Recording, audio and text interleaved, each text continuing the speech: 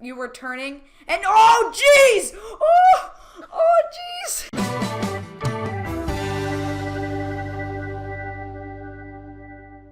Hey guys, welcome back to another video, and in today's video, as you can see, it's snowing! Yes, and this is the first episode of the Christmas series of videos where we include Christmas music and try to play games that relate to Christmas. And as you can see, we are playing Rails Unlimited, and their brand new Winter Edition update has come out. There are some new effects, and the highlight of the effects that they've added are the derailing stuff. So when you used to derail, you used to go through the ground and glitch out, but now you actually go all over the place except under the ground. Exactly. So the derail effects have been completely updated. So yeah, guys, let's get into this video. I am joined by Railroadpreserver. Let's get into it. Let us know in the comments, y'all, if you'd like us to do a winter version of the Blue Comet tribute.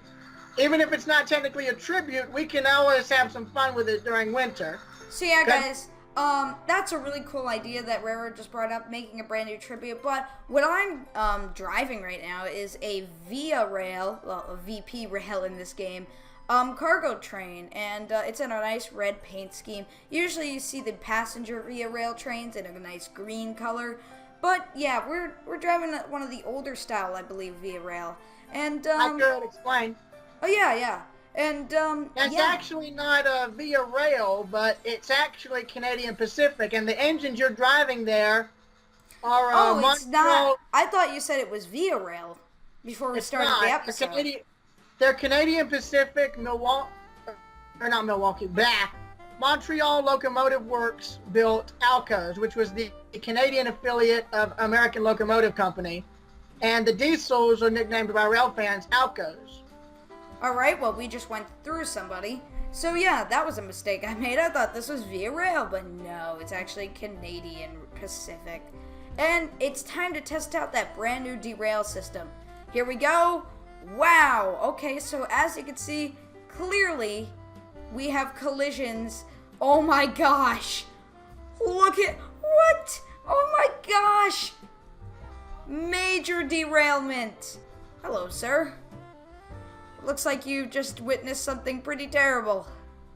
I can tell by the expression on your face. Alright, here comes a nice train. I'm doing a bit of rail fanning here.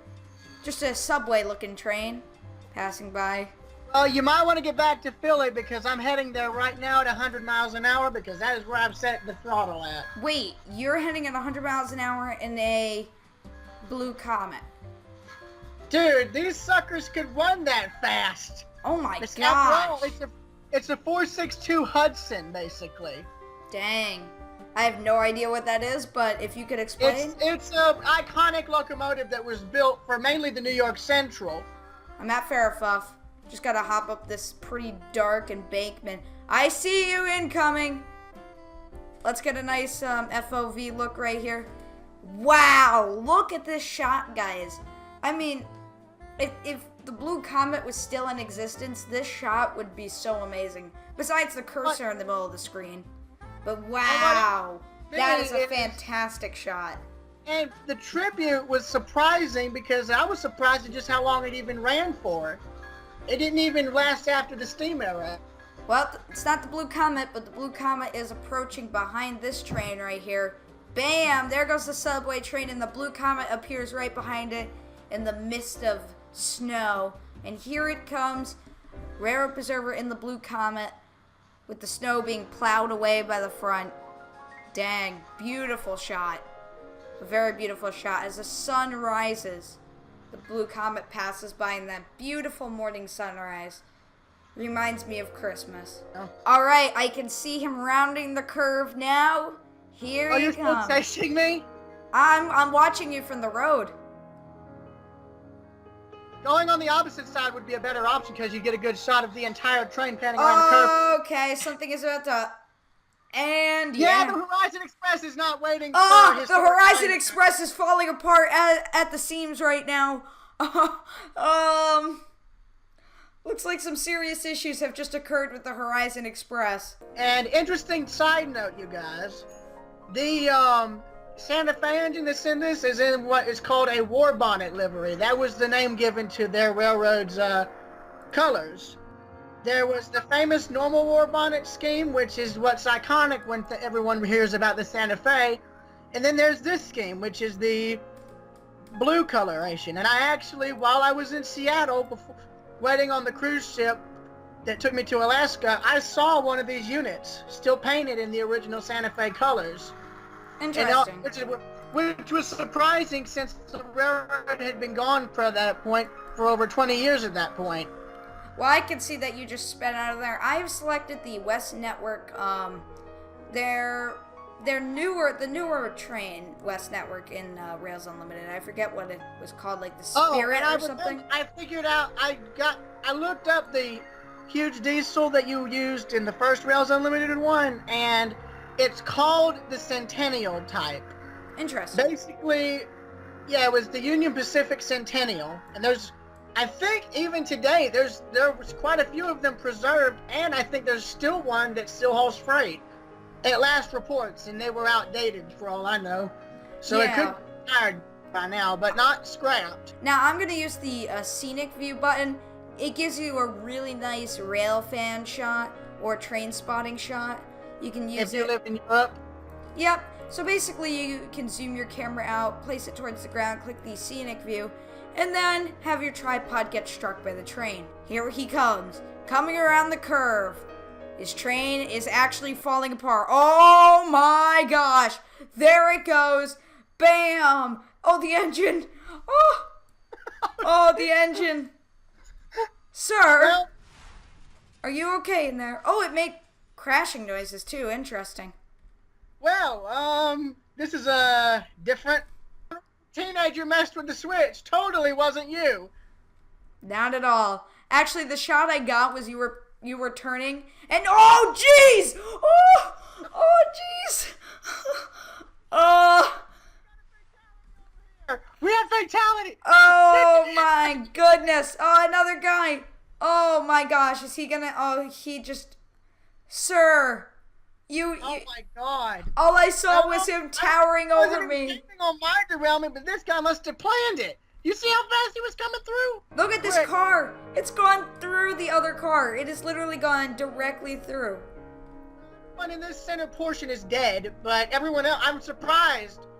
The train collision, the impact was softened into the snow, I think. So really, it's just these two cars. Well, I take that back. Part of a third car is basically mangled. Through.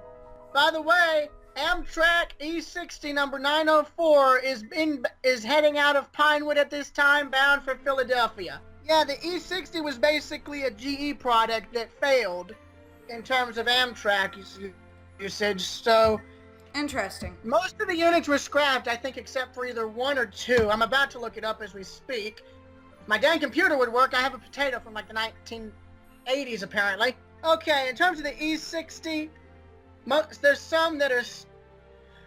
There's a few that are still active, but 3 are preserved. The rest are scrapped. In terms of and it's 603, not 903. Correction on the numbers.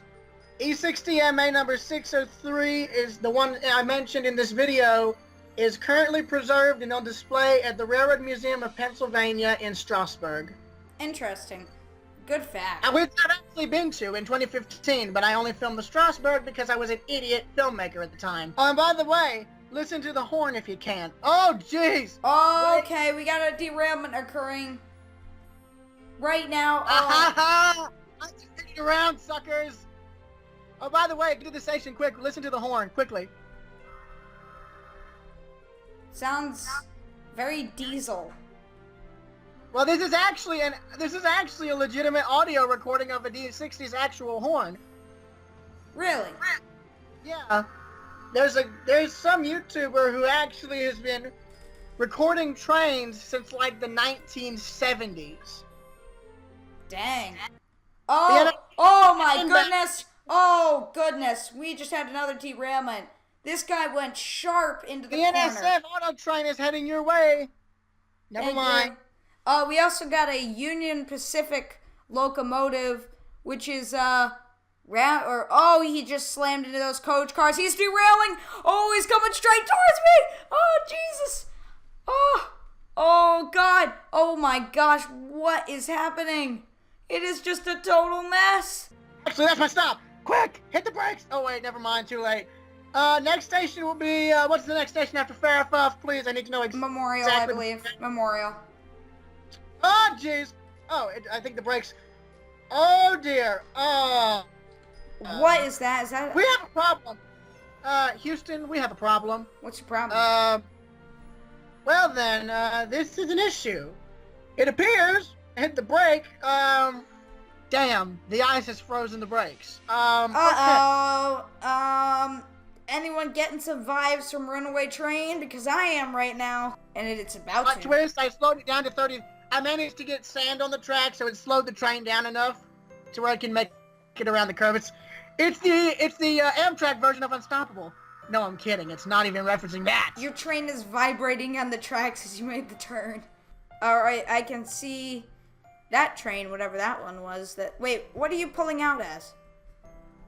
Reading Lines train, I think, Ooh. RL1, which is Reading Lines 1. That's the classification name given to this coal train. We have it has been labeled as high priority.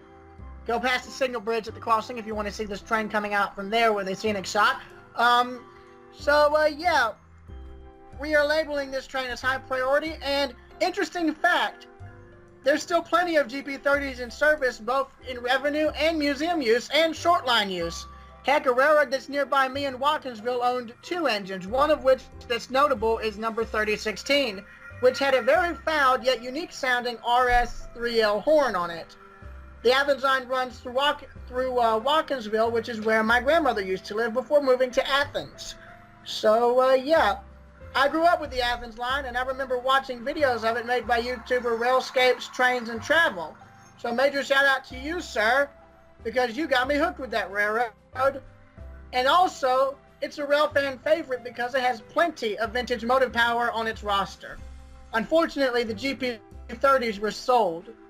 And one of my friends who's got a job with them is looking to try and reacquire some new ones, as well as the horn off the old one.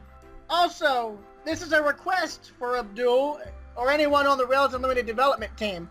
Is it possible, if it's possible, could y'all try to recreate the train consist from the movie The Fugitive? Because it had a GP30 high hood in it, as well as a C30-7, an early U-boat.